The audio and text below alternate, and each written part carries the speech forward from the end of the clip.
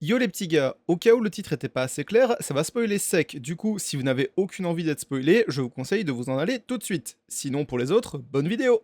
Il y a des histoires où on sait que ça va mal finir. Quand vous lancez Final Fantasy VII Crisis Core et que vous avez fait le jeu d'origine, vous savez comment se terminera l'histoire de Zack. Quand vous lancez la trilogie Star Wars et avez vu la trilogie d'origine, vous savez comment se terminera l'histoire de ce gamin qui vient d'apparaître à l'écran et se présente comme Anakin Skywalker. Quand vous lancez Clair Obscur Expédition 33, l'intro vous fait rapidement comprendre que ça peut mal finir. Mais on garde espoir jusqu'à...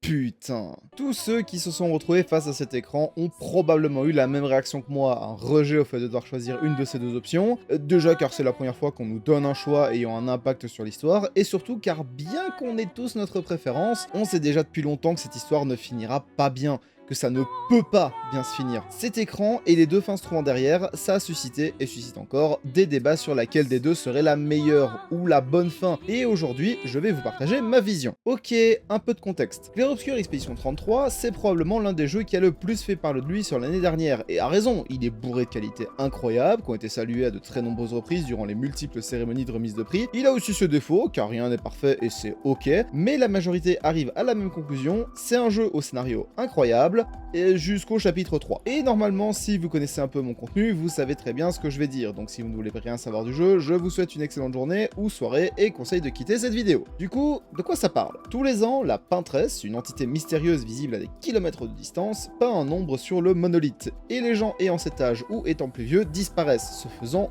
gommer. Cette année, c'est le nombre 33, et après avoir assisté au 10 gommages dans une scène magnifiquement réalisée,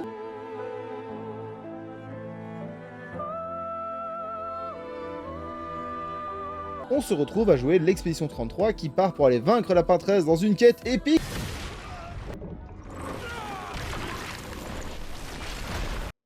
Ok, ouais, c'est à ce moment-là que normalement on réalise que le jeu n'aura aucune pitié et que si vous cherchez un beau petit conte de fées qui finit bien, circulez, il y a rien à voir. De cette boucherie ont survécu Gustave, Lune, Maël et Ciel qui vont donc continuer l'expédition, et je vais fast-forward jusqu'à la fin du chapitre 2 en citant les éléments importants. Attention spoiler, Gustave meurt, un homme nommé Verso les rejoint ainsi que Monoko, le GOAT, et ils arrivent à vaincre la Paintresse. Bah voilà, tout est bien qui finit bien, non? Je vois pas ce qui pourrait...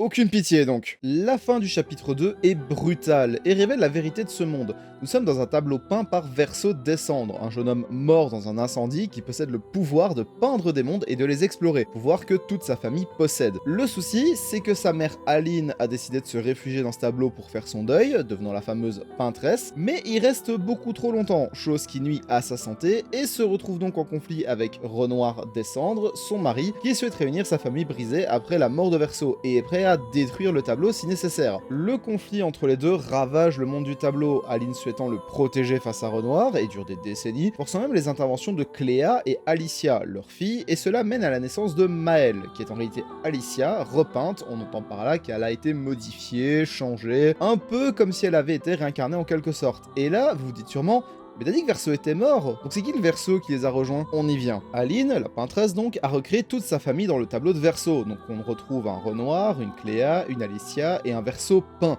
Ce sont donc pas les vrais. Sauf que tout ce beau monde finit par apprendre la vérité, et c'est ce qui les sépare. Cléa disparaît mystérieusement, ça c'est une autre histoire. Renoir rejoint la Paintresse, car il veut uniquement protéger sa famille, emmenant Alicia avec lui, et Verso, rongé par le fait d'être la source de tous ces conflits, décide qu'il faut sortir Aline du tableau. Comprenez bien une chose, dans cette histoire, il n'y a pas de méchants à proprement parler, il y a uniquement des gens qui souffrent, qui ne savent pas comment gérer leur deuil ou communiquer dessus. Et c'est ce qui en fait toute la beauté, toute la subtilité. C'est un drame profondément humain. Sauf que dans le tableau, ce ne sont pas des humains. Je vais parler uniquement en mon nom, mais bien que j'aime énormément tout le côté drame familial de l'acte 3, je ne peux pas nier que voir passer tout l'aspect expédition pour sauver le monde en arrière-plan, bah ça m'a emmerdé. Notamment car les Descendres, ils sont pas humains dans le tableau, c'est quasiment des dieux. Leur capacité à peindre dans ce monde, c'est comme manipuler la réalité, donc ils sont capables de faire tout ce qu'ils veulent, chose qu'a fait Aline en recréant sa famille et en les rendant immortels. Vous comprenez le souci? Elle a recréé son fils décédé et l'a rendu immortel, signe qui montre qu'elle ne fait pas son deuil, bien au contraire, elle est dans un déni et un refus de la réalité, tel que son mari est venu la confronter pour la ramener à cette fameuse réalité, acte qui a provoqué des dégâts irréversibles dans le tableau de Verseau, le fils qu'ils ont perdu. Tout ça nous mène à Maëlle, la vraie Alicia qui a été repeinte, et le Verseau du tableau. La première, en apprenant la vérité, veut que le tableau reste car ça lui permettrait à elle aussi de faire son deuil, mais aussi car elle a vécu 16 ans dans ce tableau en tant que Maëlle. Elle ne peut donc pas accepter qu'on veuille détruire ce qui est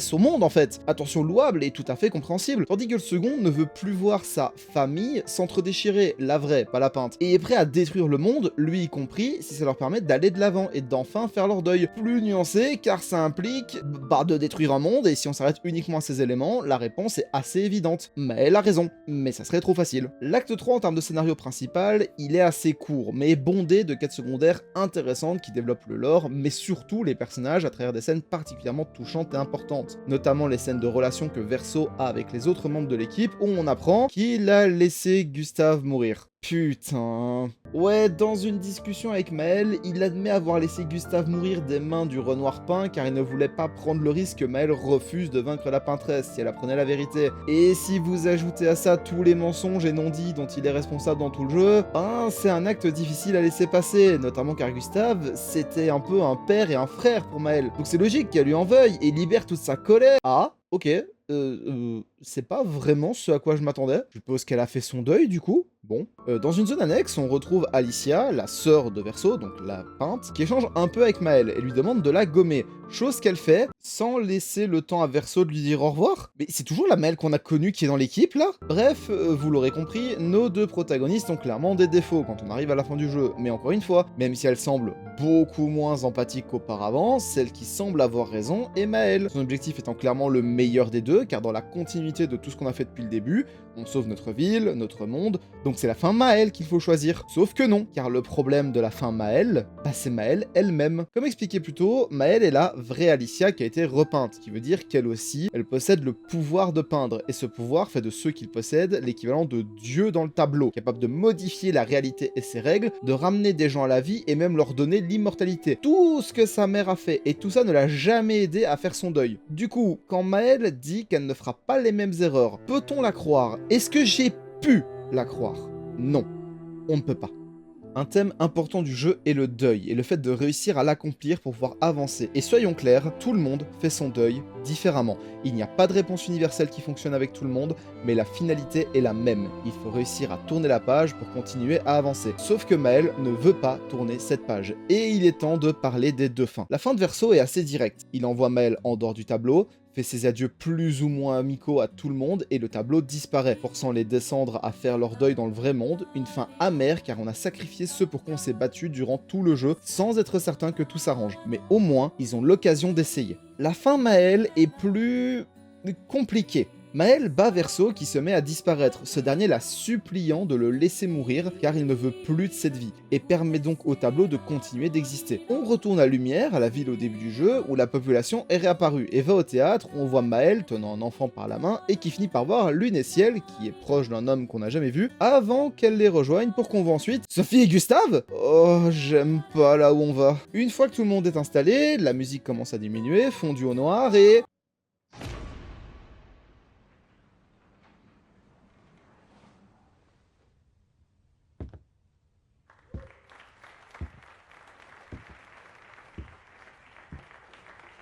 Non! Non! Non! Non! Non! Non! Non!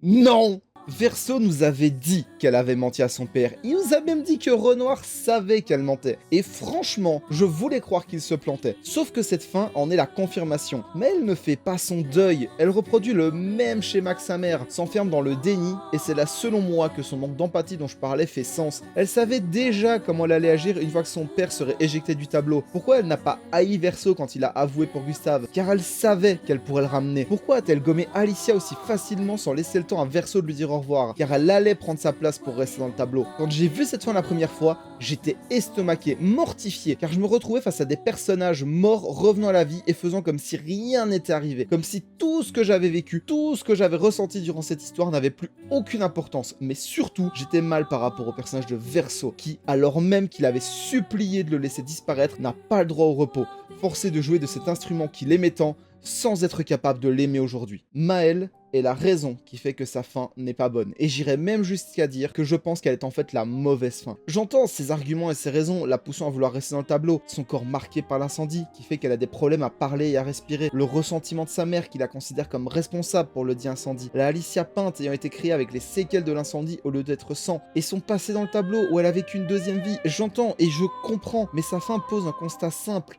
Elle a juste pris la place de sa mère en tant que peintresse, ce qui veut dire qu'un jour, un autre Renoir viendra pour la faire sortir du tableau. Un nouveau conflit démarrera et le cycle de plus de 6 décennies auquel elle avait mis fin recommencera. La devise de l'expédition était « pour ceux qui viendront après ».